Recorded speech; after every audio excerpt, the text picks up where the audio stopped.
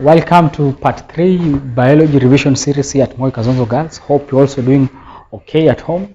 So today we're going to talk about the structure of the chromosomes, and basically the chromosome itself, the chromosome.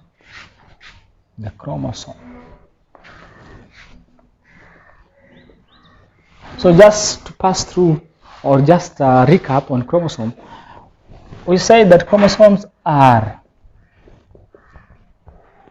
thread-like structures which carry genetic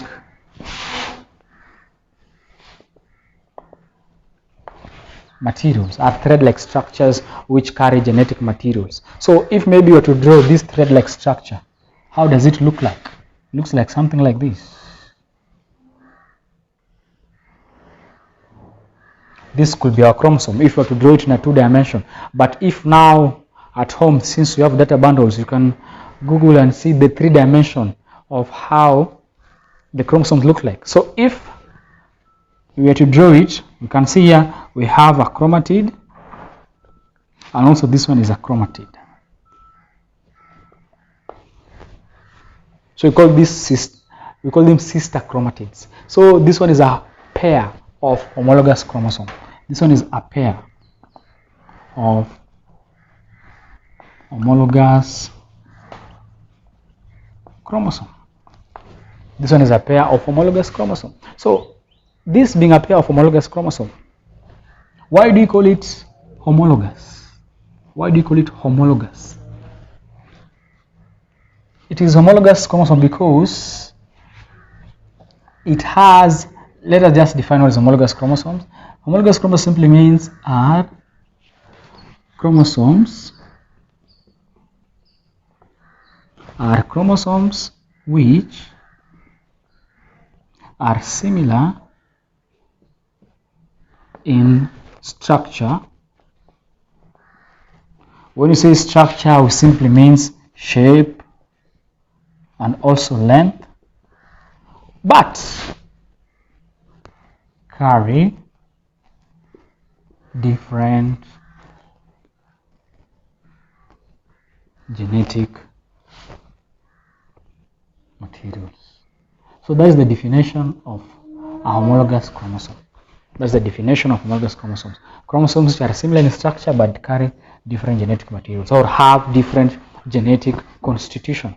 So what you need to understand, where do you find chromosomes? Chromosomes are found in cells.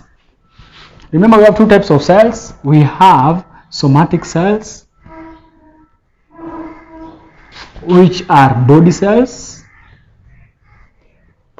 and we also have reproductive cells.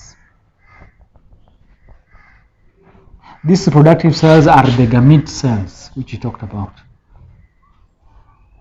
The difference between the two is this. Somatic cells, they have chromosomes, but the chromosomes are in diploid state.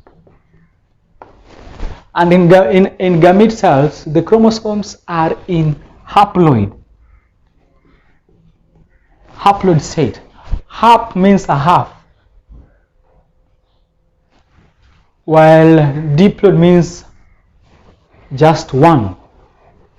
So if in somatic cells, in human beings, we have a constant number of chromosomes, they are normally 46. So 46 is denoted as 2n, while here we normally denote it as just n.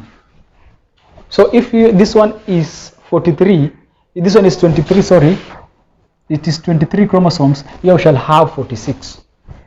So we normally use 2n to denote diploid and use n to denote haploid chromosomes. Where specifically do we find these chromosomes? We have a cell here. This cell is made up of cytoplasm. Inside the cytoplasms, we have organelles. It is in these organelles here we are focusing specifically where do we find the chromosomes. So in the organelle here, we have an organelle called nucleus. Hope you can refer that to Form 1 textbooks. In the nucleus here, we have the nucleolus. In the nucleus here now we have now the genetic materials, which you mentioned them as chromatin. So we found the chromosomes is specifically found inside the nucleus. And this genetic material they're talking about is basically the DNA. This genetic material that the chromosomes is carrying is the DNA. So genetic material that is carried is called the DNA. Why DNA? Deoxyribonucleic acid. Because inside the nucleolus we have nucleic acids. So DNA forms part of that. So that's why in full we call this one deoxyribonucleic acid. Then where do we find genes? It is on these chromosomes here. On these chromosomes here, if I were to draw it here again, we have specific position along the length of these chromatids, which we call them loci. It is on this loci which genes occupy. DNA is found along these chromatids, and is on these chromatids where now genes forms part of it. So as per your level, what you need to capture in this part 3 lesson, you need to understand that we cannot talk about chromosomes without mentioning DNA and genes. We cannot talk about all those 3 without mentioning each other, which forms part of the genetics. So also what I also want to cover is this, that of this homologous pair of chromosome, one normally comes from the father, one normally comes from the mother. You have seen here, reproductive cells, they have haploid number of chromosomes. Reproductive cells have haploid number of chromosomes. They have haploid number of chromosomes. So that means during fertilization, of course, we cannot talk about fertilization, we do talk about reproduction. And we cannot talk about reproduction without mentioning sexual intercourse. So, during fertilization, we have 23 chromosomes, which we call them haploid, coming to fuse with 23 chromosomes, which also haploid. This one comes from the father, from the male. I'll use letter F to denote that.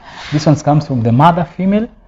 Let me use M for male, and then this one F. So 23 chromosomes which are haploid, 23 chromosomes which are haploid, they will come and fuse to form what we call a 46 chromosome, which is now called diploid, which is now will form the what we call the zygote, which will now develop and are going all those stages to form a baby. So this one will be a diploid found in body cells, and these now are, of course, this one is a sperm and this one is an ovum. So basically that's all about chromosomes. I know much of this has been covered in the previous lesson, so this is just a recap for you to refresh yourself about the concept of the chromosome. So our next lesson we're going to see much ahead how the genes and the DNA are contributing to this foundation of the genetics. So meet you next time, my students.